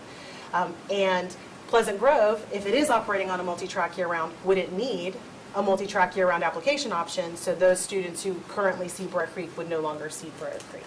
So this slate of recommendations on slide 89 complements the recommendation to have Pleasant Grove operate on a multi-track year-round. And we just want to be open and honest that these changes would affect both groups of students. Mr. Haggerty? So then I wanted to ask, so then we'll have Pleasant Grove and Briar Creek and Parkside as multi-track year-round schools, but they won't have a traditional calendar option. With transportation. Transportation, okay. So they could still have a traditional calendar if they, would they be eligible for a magnet application? Absolutely. Would that provide transportation? They can see which ones do by looking at the address lookup. Some have what we call neighborhood transportation, which is pretty close to the house, if not into driveway, and others that have express transportation, which for some families is better because it shortens the bus ride for the student, where you get to a common community center, maybe even a school, and then the student gets picked up and taken onto the school from there. So we would encourage families to look at those choices on the magnet lookup to see which ones have the different types of transportation. Or if they love the school and can provide their own transportation, there are some magnet schools that are listed as parent provide as well. Okay, thank you. So they'd have both of those options, the magnet application option or the request for transfer if they can provide their own transportation.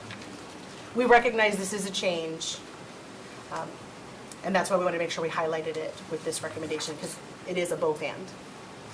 Thank you. Other questions about this new slide?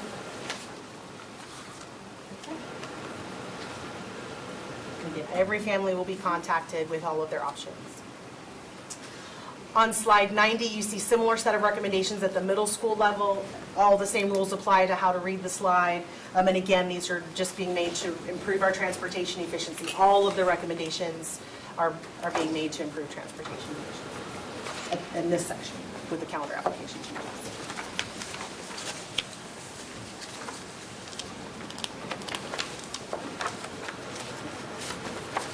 All right. One thing we always want to highlight when we talk about our stability rules for an enrollment plan is they're specific to this enrollment plan because of the unique elements of this enrollment plan. Every enrollment plan will have those baseline ones that we talked about at the opening of our presentation today. Rising 5th, rising 8th, rising 12th always can stay. That's no question. But if we want to expand those, then we build them in here in this part of our enrollment plan. All of these would be without district transportation, so parents would need to provide their own transportation if they enter into these. The recommendations included for this year's plan not only reflect guidance from Board Policy 4150, they also include feedback. They're responsive to feedback we've received from families about being able to start and finish at the same school wherever possible, to be able to keep students together in cohort groups wherever possible.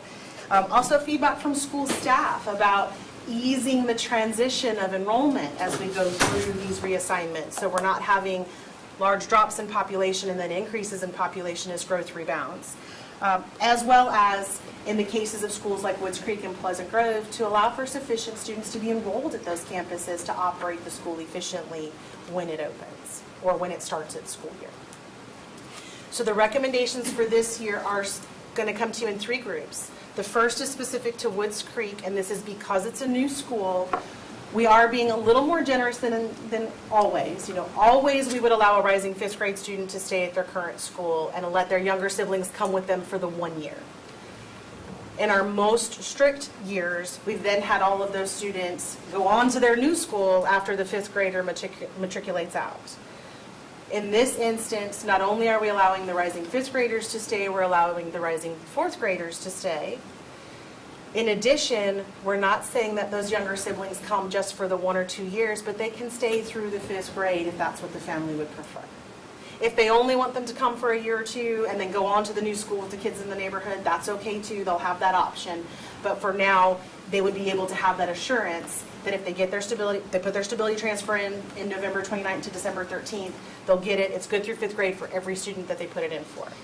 An enhancement we made last year that we're continuing this year is if those rising kindergarten students are able to be pre-registered before the window closes, they can go ahead and put that stability request in now too. They don't have to wait. So if they can get that and the pre-registration opened in October, and we've seen a lot of kindergartners getting pre-registered, I think in anticipation of this, as well as magnet applications and so forth. But that's another benefit that we've added. The same would be true if there's a middle school impact or a high school impact for rising 6th and 9th. I want to lift up the point that Ms. Waters made earlier. How do we get to those families that, you know, if they want to stay, let's say at Leesville, but they have a rising kindergartner, is that work that we can do, sending something home through the principal? Is there a way that they can call your office in order to do that? So I'll talk through our specific plan for that, but we're going to hit this from like 3 different angles. One will be that we will send direct messages to the families using School Messenger, which is whatever they've chosen for preferred message, if it's text or email, that sort of thing. So they'll get that information. Separate, we will send a list directly to the principals of all the students on their campus that are eligible for stability, and I've already queued them up. They already have a lot of information in pocket to be able to help the families navigate this process. Their data managers tend to really have a pulse on these. It worked really well for us last year, that using those school contacts. We can also partner with our community partners, just say, hey, make sure that they're contacting the school, because we don't want the community partners owning this because it is very nuanced, but we certainly can have our community partners help us spread the message. Please read your email. Please go to the school. And we can also work with our principals to give them paper copies of this information if they feel so compelled to put them, if it makes sense for them to put it in backpacks. So all of that will be happening simultaneously. In addition, we will be messaging families multiple times. We will be monitoring the list of eligible versus participated, and continue to find new and different ways to reach those that haven't participated. Worst case scenario, if they miss all the windows this fall, when they come to us in the spring, we will also work with them there. And we had great success with this last year. So I guess my question was looking at the window, the November 29th through the December 13th, which is 14 calendar days. I just don't believe that would be enough time for family, because typically folks don't, it's the Bill Fletcher joke. You don't look for a refrigerator till your refrigerator goes out. And so I just don't think that would be enough time for families to really digest and capture. So is there a possibility that that window could be extended a couple of days? So last year we ran it for 10 days and extended it for 2 and got like 80-some% of the families that were going to ultimately do it. So this year we started with the 14-day window, and I got a little buffer in my back pocket if I need it. But we're really going to work hard to get to hit right now. But to your point, if they miss this window, particularly if we're thinking about the families related to Leesville, there aren't capacity concerns at that school in terms of how this would impact them. So our ability to support them later in the process will still be there. But we will do our absolute best to hit them fast and furious, just to get this taken care of for them, because I want all these families to have the assurance before the holidays that this is done. We got a lot of positive feedback from that last year, that it's just done. I'm not waiting, I'm not holding my breath, I'm not thinking about it. The other thing I want to say at this point is my public service announcement. If you're not sure if you can make transportation work, don't wait. Put in the request now, because I can guarantee it now. And later, if you find you can't make transportation work, we absolutely will help you get to your base school that comes with transportation. So if you have any hope or desire or wish to stay at your current school, just put the request in. That's the safest bet. And then if anything happens later on in the process where you realize you can't make transportation work, we are happy to help you sort of unwind that stability transfer, and we'll make it super easy. And like I said, I think in this case, the real partnership is going to be with the school staff. And they've been in communication with their families throughout this whole process. We've been directly contacted with the principal at Leesville Elementary. We're going to just do a lot, because this is a big group that's coming here. Pleasant Grove, we've had lots of contact with, and Bryanburg, of course, with the ones that just have the largest impacts. And there are some that are also very well informed. I'm sure you're aware of it. A quick follow-up. So one of the things that I mean, and I'm glad to hear that the data managers will work with them and the option of hard copies for principals. And not our data managers, because most parents know the person who's the receptionist at the front desk, not necessarily the data manager who's back there in the office. So are they also well informed? I'm thinking about basic things, like if you send a note home, if you send this information home and I come in and say, hey, Ms. Edmonds, how do I do this? So I'm curious, because largely those are when I'm at the school, that's who the parents are talking to. Like, they tend to know Lynn's name and not Ms. Edmonds, because she's the person that signs their kid in late or whatever. So I'm just curious how much information they have to answer We're sharing questions. everything directly with the principal, Okay. so that they can make a site-based plan that makes sense for their school. Because we do recognize that some schools, the data manager is actually the one up front, because they don't have a receptionist right now. So we're making sure that the principal, the data manager, our senior administrator, or the administrator here has all the information, so we can support them from that multi-pronged approach. But we do agree, and looking at Dr. Council, as our area superintendents are supporting our principals as well, they're helping them figure out what's the right site plan for their population and for their students. Including language access, which, perfect. Thanks. Yeah, everything we send out is always in 2 languages, and then, of course, everything on the website can be translated at the click of a button. Well, now I'm mostly speaking because that came up at our last public comments for Briar Road, and of course I've since met with more parents. And they are requesting that this be translated into Hindi. A large part of this conversation has been that they were sending 2 parents to speak for them because they felt uncomfortable coming. You've got We can work with our translations department and put in a request for our Hindi translator to work on the letter. Thank you. And along those lines, just because I think this is going to impact more families, being a little bit more, and I do appreciate how the stability rules are broken down, but maybe providing just a little bit more clear direction for those families who may have barriers in trying to think of Can we write this in lower level literacy More rate? plain English. thank you, Well, yes. not even that, I mean, literally. yeah. 'Cause I think we Like, get, so. a fourth grader can understand. Right, I think we get caught up in the academia language, and we also realize that some families may not understand, and we're putting the burden on our students, our younger students, to then break this down, dissect it, and then share it with their families. So just making sure that we're mindful of that, not just with this, but with everything that we send out as a district, because I think that can hopefully eliminate some of the concerns and frustrations that families share with us about how there's gaps in some of the stuff that we see. And that's part of why we partner with the communications. This isn't really the language that they'll get. I just have to be very clear technically what the language is, because if we make one misstep, we get misunderstanding of who is and isn't eligible. So we've got to find that bridge between the two. So I appreciate that feedback, and we'll continue to partner with communications to make sure that as we're sending it out, that it's digestible. The language that I use with my parents is, you can stay if, right? Not stability, just literally, Yeah. you can stay at your school if, and then if they're in first, second, and third grade, eligible, right? Like, because that part is much more clear than use, stability is in our policy, so we use it like it's simple language, but, so, just a recommendation, that's what I tell parents. Ms. Waters?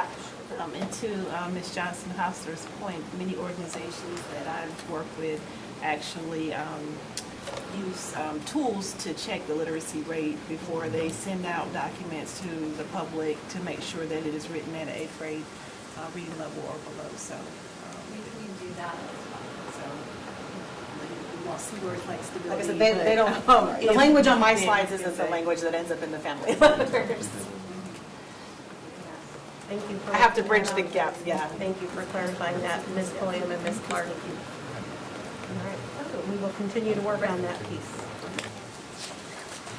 What we'll see on slide 93 then is a similar set of rules for Pleasant Grove, because as we've recognized, the impacts to this particular school are significant, and the need to operate the school efficiently with a full complement of students in that first year of this change necessitates that we start with some more conservative stability rules. We will monitor the impact of the participation in the stability transfer process over time. By the time we get to that March open transfer window, we'll have a much better picture of how many families chose to stay at any one of the schools involved in this particular recommendation. And that will give us some ability to have a better sense of how we might support families that are outside of these rules. But we don't feel comfortable from a numbers perspective, just based on the total numbers that are eligible, of broadening the stability rules carte blanche. We feel it's in the best interest of the district and of both all schools involved that we start with a more conservative approach, and then as we see how people participate, because we have chances that some will participate as much as 80 or 90%, and that can significantly impact the availability of seats at the central schools. So, and I know we're running out of time, so I'll save some of my broader questions for the full board meeting. But we've heard from a lot of parents about the number of times their neighborhood or their families have been reassigned. And I wanted to check some of those numbers with you, but here in particular, I'm a little concerned about opening the new middle school. And again, we don't know exactly where we'll draw the students for the new middle school. But if we're building it right next to Parkside Elementary, it's safe to assume that some of these Parkside students, including the Parkside students we'd be moving to Pleasant Grove Elementary, would be pulled back into that middle school. Potentially, you could have students from the Kitts Creek neighborhood that could be reassigned to the new middle school. And I've been trying to look and see where the students' grades will fall in terms of the stability rules. And what I'd like to do, if possible, is ensure that we don't have students that we're going to be reassigned from their elementary school to a new elementary school and then end up going to a middle school and then again are reassigned to another middle school. I think we looked at it and it looked like there was only a very small number of students who fell into that. But is there a way that they could be eligible either on this end, you know, to stay at their existing middle school, or on the back end, stay at their existing middle school so that they're not changing, you know, elementary school and then turning around and changing middle school too? From a technical perspective, based on the current projected opening date for Parkside Middle, there's a very small, a singular grade that this could potentially impact, which is already eligible under these stability rules to remain at their current school without transportation.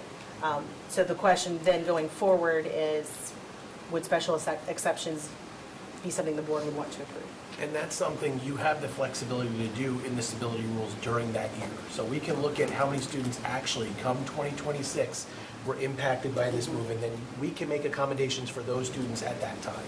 So that would be staff's recommendation too. Let's wait and see how many students are actually impacted at that time, and then we'll talk about making accommodations then. Okay. Not to be dismissive, but the good news is the middle school's only 3 years. So the likelihood that a student would be impacted at both levels is really minimized. But if there is something at that time that we can look at Absolutely. to prevent that And disruption. I'll put a pin in it and put it in the file so it doesn't get lost, absolutely. Because you know other people will come back and quote you if you Yes. say it now. Okay. And staff doesn't want to impact students No. multiple times. I mean, so we would certainly look for some flexibility that it would not impact that student's school changing 3 times. Thank you, I appreciate that. And then on slide 94 is sort of the and the rest. So if it's not specifically related to the opening of Woods Creek or specifically related to the significant changes impacting Pleasant Grove Elementary, all other students would be eligible at all grades and have that added flexibility of bringing in those rising kindergarten, 6th or 9th grade siblings if they desire. Again, as long as they're pre-registered before December 13th, we can take care of them now, those rising kindergarten siblings. If that doesn't happen, that's okay. We will handle them in the regular window. That's not a problem. We were just trying to do this as an advantage for families so that they could get that taken care of and know that that situation has been resolved for them. There's going to be our future website. A reminder, it's not open yet. It won't be fully updated until a day or so after the official approval, or today. Tonight. So if you do elect to approve the plan as currently recommended, then it's ready to go. Real quick review our timeline and next steps, and then any remaining questions. I thought we'd be faster today. But it's a thorough review, so I do appreciate you taking the time to look at it's serious business for our families. As a reminder, you started this conversation as a board on May 2nd. We held several types of public engagement before and after that time period. We did a touch point with you in June. This was a new addition. This was sort of an enhancement to our process where we gave you a touch point in June of what was going on with public engagement, and so we will continue to do that for you in the future. In September, we shared with you the first draft, which was reflective of not only policy, the 4 sort of key components from May 2nd, but also the feedback that we had collected to that point in time. We went through our first and second draft processes, and here we are at our final draft. So we expect you to take this up for consideration and hopefully approval at tonight's meeting. Bless you. And just as a quick update on what happens next. We sort of talked through this already through some of your questions, but we'll start with the general message to all of our families that will go out tonight when, if you approve the plan. I'm saying if just to give you an output. Please approve it. Families just want to know the answer. They just want to know the answer. Specific targeted messages to individual families based on their particular circumstance will go out early next week. It does take us a little bit, and with the Thanksgiving holiday, we want to make sure it's completely accurate, so we don't want to rush that and get it wrong. So Monday or Tuesday of next week, families will start to receive an individual message saying, hey, you've been impacted. At that same time, we'll be sending those same messages to their principals so they can support us on that cross front. And then we will open the stability transfer on Wednesday the 29th and send a very specific message again. So it's sort of like a save the date on Monday, Tuesday, and it's time on Wednesday. We will continue to monitor the participation. It served us very well last year. We had really good participation because of some reminders that we did. And that partnership with the principals really made a huge impact last year. So we'll continue that process. We've got some planned touch points for families. Hey, don't forget. Hey, don't forget. And then when we get to the December 11th week, we'll be closing out the stability transfer, but that's also time for the annual assignment notification process to start. And so at that point, anybody who's in kindergarten through 5th grade will get a printed copy. 6th through 11, they'll only get a printed copy if their parents don't have a parent portal. But if their parents have a parent portal, they'll get theirs electronically. And then we just always have that asterisk. Because of our printing deadlines, the printed copies won't reflect stability transfers because we've got to get those to the print shop while we're running the stability transfer application. So the online portals will reflect those almost immediately. I did have a question for, and this would be reflected at the individual school level. We talked about the communication for schools that are sending families where students are being transferred out of. When we have a new school that comes online, there's a big rah-rah, meet the principal, come see the building if the building is ready. What is the expected communication and engagement for families that are choosing to go to a new school or are not electing but are going to a new school? I've been in contact with principals at several of our schools that are already making such plans, and they're just waiting for me to say, go, these are your kids. Okay. And so we've got some that are already planning open houses, meet the teacher nights this fall. And then I have others that are saying, just tell me when my list is finalized and I'll start my blitz and we'll get out to that community and we'll welcome them. So our principals are very aware of how important it is to help their families transition to their site and to be welcoming. And they're excited to do it. So possibly before, I think we Winter have break, one school that but- has an event scheduled for December 4th. We have another one that's planning one shortly after that. And then I have others that are saying, well, just let me know when the stability is done so I can know for sure that I'm not bothering families that aren't planning to come here. okay. So after the stability, Which will be around December 18th-ish. Okay. So late December, early January, the schools will be reaching out if they haven't already. that's just something we've heard from many families in the past of, the new school gets a lot of that engagement, whereas our existing schools don't always reach out. And I see Miss Ellis nodding her head, so I know she is on it. Yes. with It's her- been a great partnership with our leadership team this year to really think through how to support and welcome families differently and better. Thank you. We always include this in our final draft so that everyone knows what all the application periods are, so just a quick snapshot. All of this is available on our enrollment website as well in a nice little easy-to-read table format. But this is just to help everybody understand. We've already opened our magnet application, but it's still running. The next thing that will open will be the stability transfer. At that same time, magnet and early college, they're still running strong. Just a reminder that the early college application process closes a little bit earlier than the regular magnet just because of the evaluation that has to be done of the essays and so forth that scoring those applications requires. We will project it to release our results on February 22nd of those lottery processes. And then we're going to have for the first time ever sort of a dead period, a welcome week, so that our magnet schools and our early colleges can welcome families to their campuses before the transfer period opens so they can have a chance to meet and greet their schools, take some tours, get to know their new assigned campus, as well as learn information if maybe they just moved into the district about how they could put in for a second round request. And then we'll open up our transfer period March 4th to 15th. That's that legally required sort of 10-day window that if they put it in during that time, they are eligible to appeal a staff denial if such a thing happens. I think you've already asked all your questions. Susan, thank you very much. And Mr. President, thank you. I'm going to ask that we hold questions. I know if there are any left. We may re-ask some of the questions that were asked in this space just because we know folks may be listening during the board meeting that may not have been able to listen during the work session. We want to make sure those things are lifted up because that's what we're hearing from families.